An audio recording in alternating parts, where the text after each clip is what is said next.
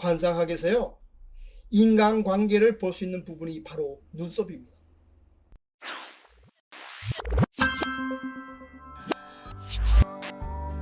안녕하세요. 고전의 한수 엄태범TV입니다. 오늘 고전의 한수는요, 말년에 외롭지 않는 사람의 관상에 대해서 오늘 한번 말씀을 드려보겠습니다. 인간은요, 사회적 동물입니다. 이 말은요, 인간은 혼자서 살 수 없어서 여러 사람과 의지하면서 이 세상을 살아가야 된다는 말입니다. 우리가요, 나이가 들어가면 형제 자매나 친구 등 주변 사람들과 어울려서 우리의 노년을 외롭지 않게 살아가야 됩니다. 관상학에서요, 인간관계를 볼 수 있는 부분이 바로 눈썹입니다. 눈썹을요, 관상학적 용어로 형제궁이라고 합니다. 형제궁은요, 대인관계, 즉 사람과의 친화력과 사교성을 통해서 그 사람의 대인관계를 보는 부분입니다. 눈썹은요, 얼굴의 지붕이다, 이런 말이 있습니다. 지붕의 형태에 따라 건물의 분위기가 달라지듯이요, 눈썹의 형태에 따라 우리의 관상도 많은 영향을 미칩니다. 그럼 말년에 외롭게 살지 않는 사람의 관상에 대해서 형제궁인 눈썹을 통해서 하나하나 자세히 알아보도록 하겠습니다.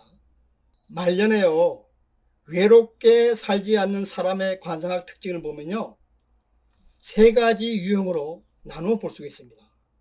첫째로는요, 눈썹이 눈보다 같거나 조금 깁니다. 둘째로는요, 눈썹이 한 일자로 평평하게 생겼습니다. 셋째로는요, 눈썹의 털이 윤택하고 가지런히 옆으로 누워 있습니다. 그럼 말년이 외롭지 않은 관상, 첫째로요, 눈썹이 눈보다 같거나 조금 긴 사람의 관상부터 알아보도록 하겠습니다. 눈썹은요, 동물 중에서 볼 수가 없습니다. 인간만이 유일하게 눈썹이 있습니다. 눈썹의 역할은요, 영롱한 눈을 보호해주는 지붕과 같은 역할을 합니다. 따라서 눈썹은 이런 보물을 감싸주고 눈과 비를 막아주는 지붕과 같은 역할을 합니다. 따라서 눈썹의 길이는요, 눈보다 같거나 조금 길어야지 좋습니다. 또한 눈썹이 이처럼 생겼다면 부모와 형제 간의 혈연의식이 강하고 연대의식이 강한 사람입니다. 또한 상대방의 마음을 잘 헤아려서 많은 사람들이 찾아오고 노년을 외롭지 않게 보내는 사람이라고 했습니다. 반면 눈썹의 길이가 짧고 가지런하지 않고 뒤죽박죽 어지럽게 생긴 사람은요, 관상학에서 형제간의 인연이 희박하고 친구가 없어서 외로운 삶을 산다고 그랬습니다. 예를 들어서 북한의 김정은 국무위원장의 눈썹을 보면요, 눈썹이 길이의 반쪽에 가깝습니다. 이런 눈썹은요, 형제 등의 인맥을 모두 끊어버리고 고독하게 사는 관상을 가지고 있습니다. 둘째, 눈썹이 한 일자로 평평하게 생겼습니다. 눈썹은 그 사람의 현재의 감정 상태가 고스란히 표현되는 곳입니다. 화가 나게 되면 눈썹 끝이 위로 치솟아 강해 보입니다. 반면 우울하거나 소극적이 되면요, 눈썹 끝이 아래로 향하게 됩니다.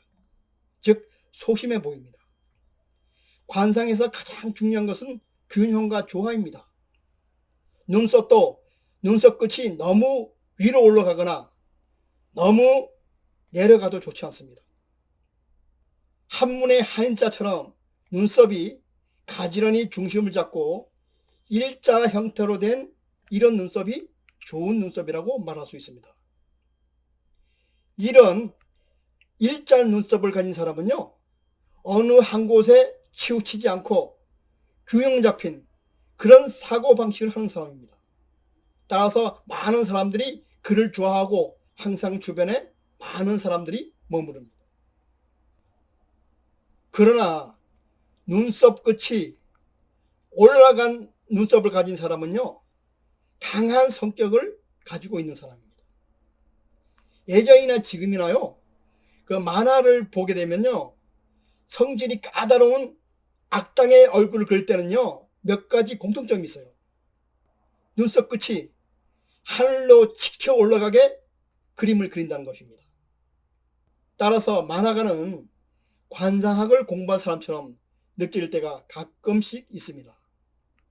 화면을 보시면 똑같이 강아지 사진인데 단지 눈썹 끝만 하늘로 향하고 땅을 향하게 붙였습니다. 어느 사진이 더 사나워 보이고 어떤 사진이 더 순해 보이나요? 그렇습니다. 눈썹 끝이 하늘로 올라간 사진이 사나워 보이고 눈썹 끝이 땅으로 내려간 사진이 순해 보입니다. 눈썹 끝이 하늘로 올라간 사람들은요, 지기 싫어하고 자존심이 강한 사람입니다. 또한 타협을 거부해서요, 협조성이 부족한 경우도 자주 볼 수 있습니다. 이런 눈썹을 가진 사람은요, 네 편, 내 편 구분이 확실해서 적도 많고 아군도 많은 사람입니다. 그러나 결단해야 될 상황에서는 과감히 결단해서 어떤 분야에서 두각을 나타내고 성공하는 사람들도 많이 있습니다. 그리고 눈썹 끝이 아래로 처진 눈썹을 가진 사람은 소극적이고 유약한 성격을 가지고 있습니다. 눈썹 끝이 아래로 향하면요, 일명 팔자 눈썹이라 그래서 사람을 동정하고 타인을 많이 도와주는 그런 사람들 중에서 많이 볼 수 있습니다. 이런 팔자 눈썹을 가진 사람은요, 성격이 유약해서 억울한 일을 당해도 참고 넘어가는 그런 경향이 있습니다. 눈썹 끝이 눈꼬리를 찌르면요, 척척궁을 찌르는 눈썹이라 그래서 배우자에게 기대려는 그런 경향이 있습니다. 이런 눈썹을 가진 사람은요, 중년에 다소 어려움을 겪지만 노년에는 유종의 미를 거둬 고생 끝에 성공하는 사람한테서 많이 볼 수 있는 그런 눈썹입니다. 셋째, 눈썹의 털이 윤택하고요, 가지런히 옆으로 누워 있습니다. 식물의 잎을 보면요, 땅속의 뿌리의 영양 상태를 알 수 있듯이 눈썹이나 머리털의 상태로 그 사람의 기질과 건강 상태를 알 수가 있습니다.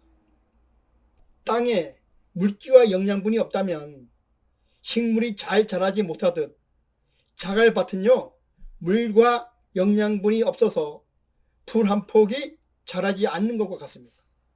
식물의 잎이 병이 들면 누렇게 변색되고 쪼그라들듯이 눈썹의 색깔이요, 누렇거나 변색되어 윤기가 없는 경우는요, 내장 기능의 문제로 건강에 이상이 있는 경우가 많습니다. 관상학에서는요, 눈썹은 난초의 이파리가 바람에 흔들리듯이 가지런히 해야 된다 그랬습니다.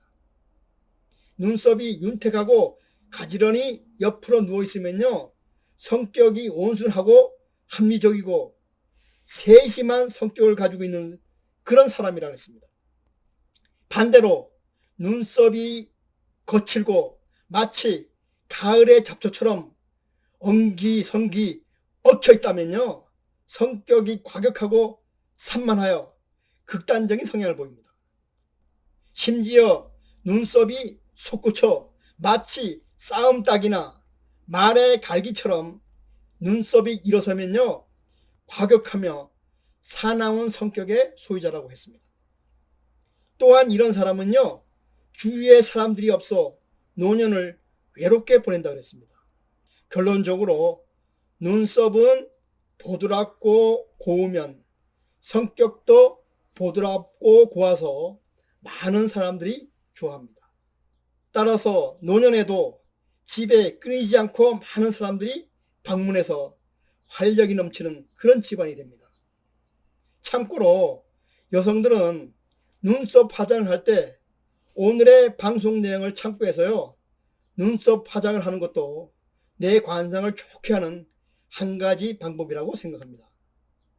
관상학에서요. 눈은 곧 내 자신이고 눈썹은 부모, 형제, 자매나 친구 등 주변 사람들이라고 말할 수 있습니다. 따라서 눈썹이 좋아야지 인품과 인덕이 있어서 주변 사람이 나를 많이 따르고요. 나를 찾아와서 말년에 외롭지 않게 보낸다 그랬습니다. 이마는 하늘이고 눈썹은 별이고 눈은 태양과 달이라 그랬고 코는 산에 비유해서 소우주라 그랬습니다. 이처럼 눈썹은요. 얼굴의 각 부위와 잘 어울려져서 조화를 이루어야 됩니다. 우리 인간도 이처럼 서로 잘 어울려서 살아갈 좋은 사람이 내 주변에 많아야 됩니다. 나이 들어서요. 형제 자매나 친구 그리고 주변 사람이 없으면 외롭고 고독하게 노년을 보내게 됩니다. 따라서 우리가 노년을 외롭게 보내지 않으려면요. 그 사람의 얼굴 모양을 잘 읽어내야 됩니다. 그리고 그 사람의 성격을 읽어내서요. 적절히 대응함으로써 좋은 인간관계를 유지할 수가 있습니다. 그러면 자연히 우리는 말년을 외롭지 않게 이 세상을 즐겁게 살아갈 수 있습니다. 그럼 오늘 고전의 한수는요 여기서 마치고 다음 시간에 다시 찾아뵙도록 하겠습니다.